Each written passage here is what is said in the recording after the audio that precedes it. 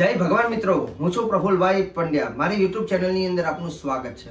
મિત્રો, ખાસ કરીને શ્રાવણ માસની શરૂઆત થાય છે, તો શ્રાવણ માસની અંદર આપણે શું કરવું, શું ન કરવું, શ્રાવણ માસમાં કઈ કઈ બાબતોનું ધ્યાન રાખવું, તમામ જાણકારી મારા આજના વિડીયોની અંદર હશે. મારો વિડીયો તમને બહુ જ સુંદર લાગશે અને વિડીયો સારો લાગે તો એને લાઈક કરજો, શેર કરજો અને ચેનલ ઉપર પહેલી વાર આવ્યો તો સબસ્ક્રાઇબ કરજો. મિત્રો, ખાસ કરીને શ્રાવણ માસ આ વખતે 13 ઓગસ્ટથી શરૂઆત થાય છે. 13 ઓગસ્ટ 2026.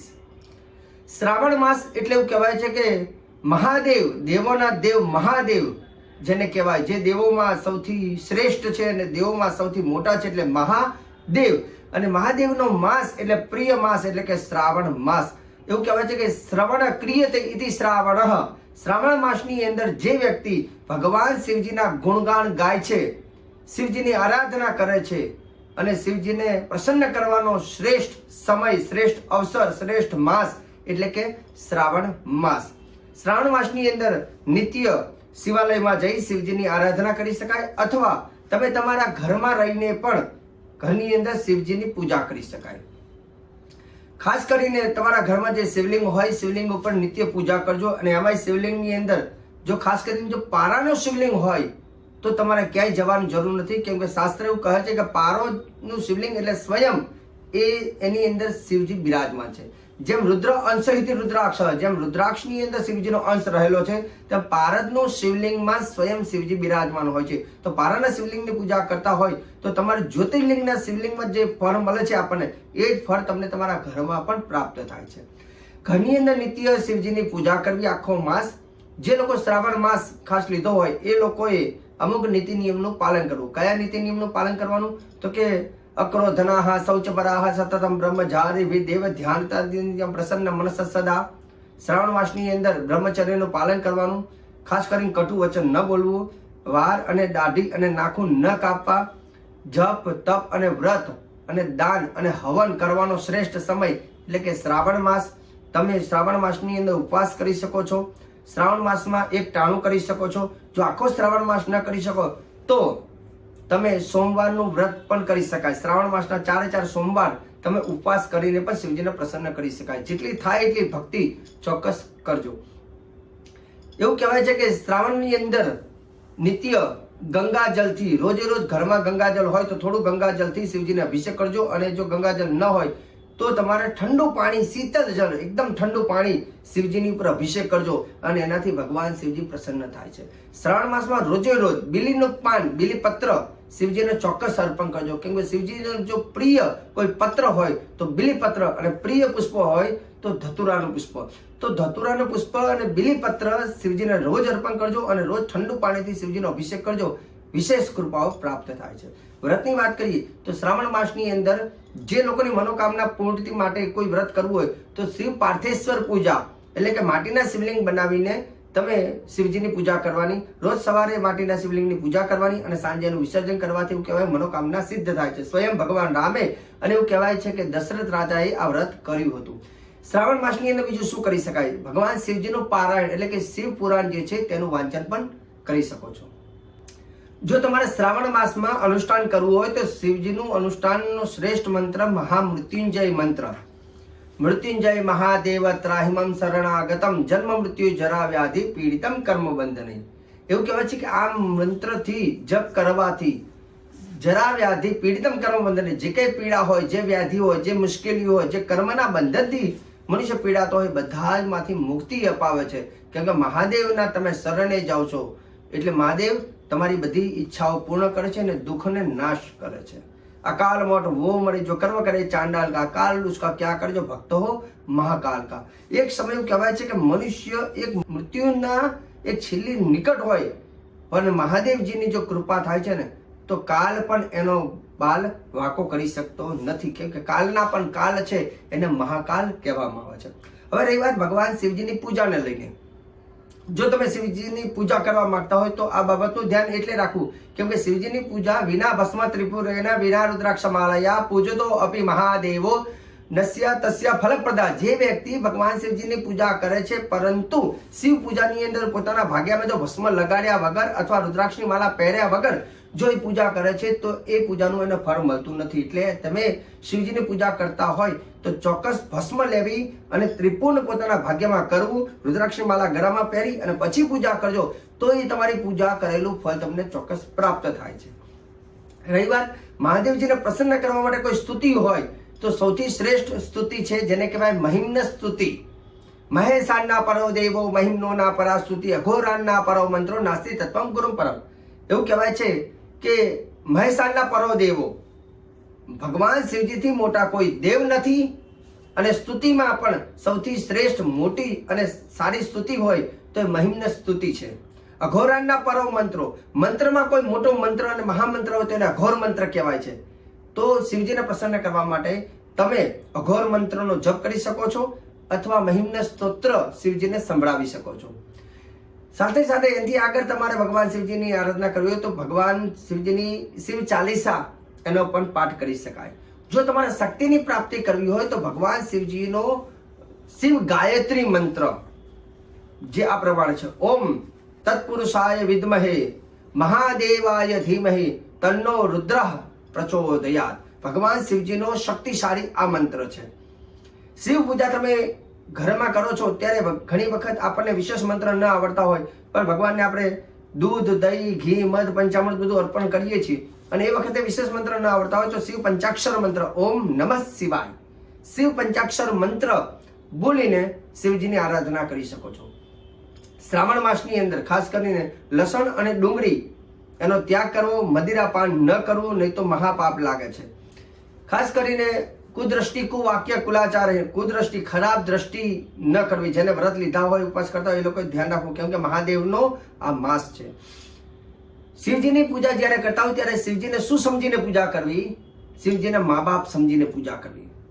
શિવજી કોઈ લિંગ, કોઈ પથ્થર નથી, પથ્થર સમજીને પૂજા ન કરવી, કેમ કે શાસ્ત્ર એવું કહે છે કે શિવનું જે લિંગ છે ને એની અંદર સ્વયં શિવ અને પાર્વતી છે. જગત પિતરો વંદે પાર્વતી પરમેશ્વરો. એવું કહેવાય છે કે માતા પિતાની જેમ આપણે પૂજા કરીએ છીએ તો આ તો જગતના માતા પિતા, જગત પિતરો વંદે, તો જગતના જે મા બાપ છે અને એનો મહિનો છે તો ચોક્કસ આપણે માતા પિતા માનીને ભગવાન ભોલેનાથની આપણે પૂજા કરવી જોઈએ.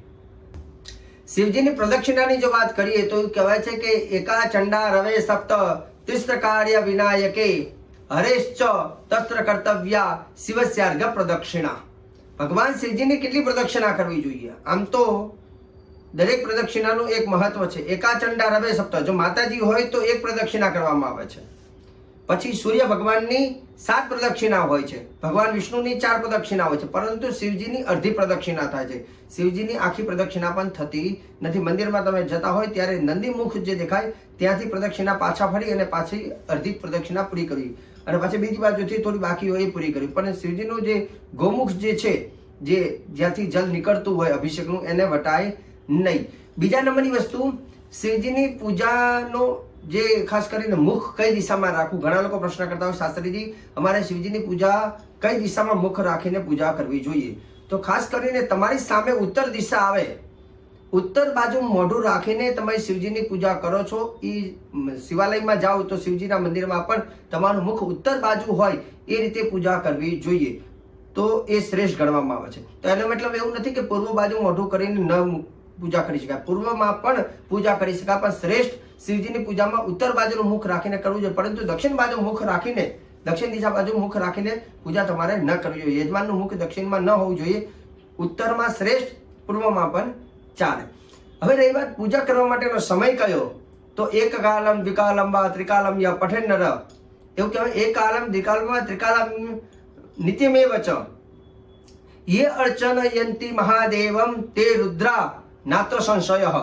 રુદ્ર એટલે ભગવાન શિવજીની પૂજા કરવામાં એવું કહેવાય છે એક કાલ, બે કાલ અને ત્રિકાલ, ત્રણેય કાલ તમે પૂજા કરી શકો છો. એમાં કોઈ સમય મર્યાદિત નથી. મતલબ પૂજા કરવા માટે શ્રાવણ માસમાં સવારે, બપોરે અને સાંજે પણ તમે કરી શકાય, કેમ કે શિવજીના મંદિરના દ્વાર પણ 24 કલાક ખુલ્લા જ રાખવાનું આમ તો શાસ્ત્ર કહ્યું છે. શિવજીના મંદિર ક્યારેય બંધ થાય નહીં.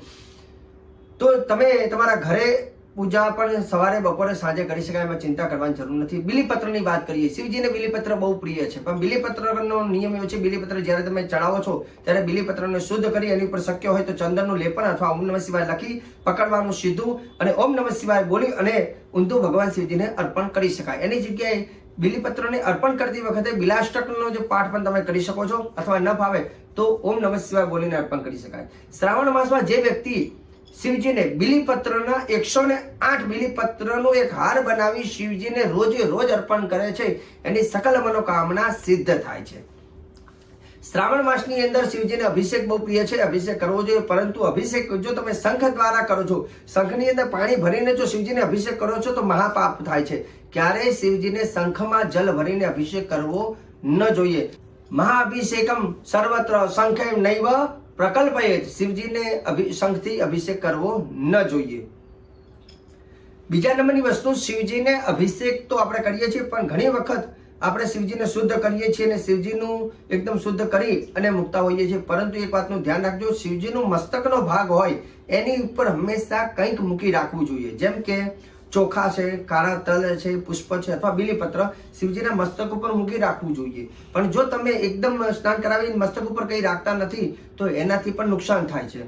એવું કહેવાય છે, યસ્ય રાષ્ટ્રે તુ લિંગસ્ય મસ્તકમ શૂન્ય લક્ષણમ તસ્ય લક્ષ્મીર મહારોગો દુર્ભિક્ષ વાહનમ ક્ષય. જે વ્યક્તિ શિવજીના મસ્તકનો ભાગ ખુલ્લો રાખે છે, એમાં કંઈ મૂકતા નથી, તો એ જગ્યાએ મતલબ એના ઘરમાં ધન હાનિ થાય છે, મહારોગ આવે છે અને અકસ્માત જેવી ઘટનાઓ ઘટિત થાય છે. તો ક્યારેય શિવજીના મસ્તકને ખાલી રાખવો ન જોઈએ. શિવજીની પૂજામાં સૌથી પ્રિય વસ્તુ શિવજીને જેમ ભાંગ પ્રિય છે, ભસ્મ પ્રિય છે, ધતુરાનું પુષ્પ પ્રિય છે, બિલીપત્ર પ્રિય છે, અભિષેક પ્રિય છે, તેમ કાળા તલ પણ શિવજીને વધારે પ્રિય છે. શિવજીના મસ્તક ઉપર શક્ય હોય એટલા તમે કાળા તલ બનાવો છો, અથવા શિવલિંગની ઉપર તમે કાળા તલને થોડા ઘીમાં અથવા સરસવના તેલમાં અથવા તલના તેલમાં જો તમે એને મોઈ અને શિવજીની ઉપર એક એક અર્પણ કરો છો અને શિવલિંગની ઉપર જો તમે તલનો પહાડ બનાવો છો, પર્વત, તો શિવજી વધારે પ્રસન્ન થાય છે. જેથી કાળા તલનો પહાડ બનાવવાથી પણ સકલ કાર્ય સિદ્ધ બને છે. શિવજીને નમસ્કાર કરવા હોય તો ખાસ કરીને લિંગ મુદ્રા, એટલે કે છેલ્લી 2 આંગળી અને અંગૂઠો આ ત્રણેય વસ્તુ ભેગી કરી અને આ રીતે લિંગ મુદ્રા બનાવી અને શિવજીને જો તમે નમસ્કાર કરો છો, તમે જોજો આ રીતે હાથની જે પહેલી બીજી આંગળી છોડી અને 3 આંગળીઓને ભેગી કરી અને આ રીતે લિંગ મુદ્રા બનાવી અને શિવજીને નમસ્કાર કરો છો તો લિંગ મુદ્રાથી શિવજી વધારે પ્રસન્ન થાય છે. બીજા નંબરની વસ્તુ, શિવજીની જ્યારે પણ મંદિરમાં તમે ગયા હોય, પૂજા કરીને બહાર આવ્યા હોય, ત્યારે તરત નીકળી નહીં જાઓ. થોડી વાર માટે જે મંદિરનો ચોકો હોય અથવા મંદિરની બહારની કોઈ જગ્યા હોય ત્યાં થોડી વાર વિસામો લેવો, ઓમ નમઃ શિવાય 108 વાર બોલી અને પછી ત્યાંથી નીકળવું. કેમ કે શિવજીની પૂજા કર્યા પછી થોડો વિસામો લઈને જાવું અને પૂજા દરમિયાન અથવા શિવાલયમાં ખાસ કરીને વાર્તાલાપ એટલે કે ચર્ચાઓ કે ખોટી વાતો ન કરવી. શિવાલયમાં કેવલ શિવના ગુણગાન ગાવા જરૂરી છે. તો આ ઘણી બધી વસ્તુ એવી છે કે શ્રાવણ માસની અંદર જે આપણે બધાએ એ નીતિ નિયમની જાણકારી હોવી જોઈએ. અને હું પ્રફુલ્લ પંડ્યા હંમેશા શાસ્ત્રને લઈને, ધર્મને લઈને, વેદને લઈને કંઈ પણ સારા જાણકારી હશે, કંઈ પણ સારા મંત્ર હશે તો હું સરળ ભાષામાં સારી રીતે તમને પહોંચાડવાનું કાર્ય કરીશ. મારો જો વિડીયો તમને સારો લાગે તો આ વિડીયોને તમે તમારા ગ્રુપની અંદર બધાને શેર કરજો, વિડીયોને લાઈક કરજો, ચેનલમાં પહેલી વાર આવ્યા હોય તો ચેનલને સબસ્ક્રાઈબ કરજો. અને રહી વાત જ્યોતિષને લઈને કંઈ પણ જાણકારી લેવી હોય તો તમે અમારા કાર્યાલયનો સંપર્ક કરી શકો છો. અને રહી વાત, જો તમે કૈલાસ માનસરોવરની યાત્રા પણ કરવા માંગતા હોય તો તમે અમારા કાર્યાલયનો સંપર્ક પણ સાધી શકો છો. મને આપી દો રજા. જય ભગવાન.